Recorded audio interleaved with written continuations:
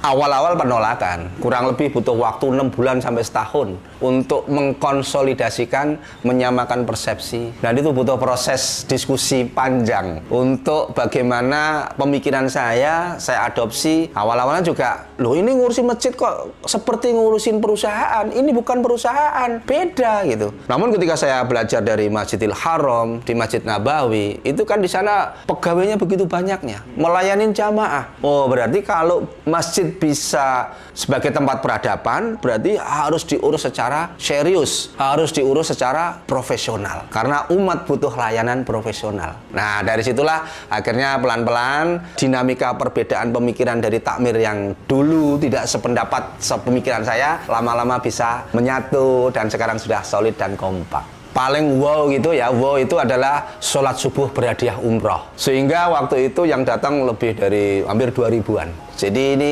menjadi magnet, jadi apa ya, trigger di awal lah gitu ya. Terus sholat tarawih mengundang imam dari Timur Tengah.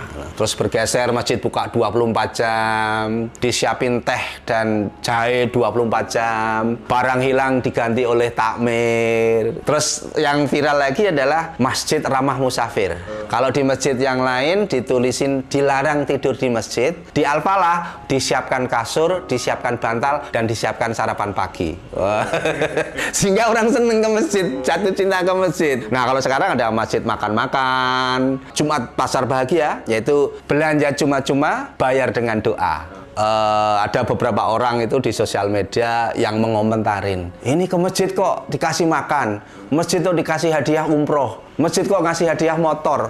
Ini nanti jamaahnya niatnya bukan ke masjid, bukan sholat, tapi niatnya cari hadiah.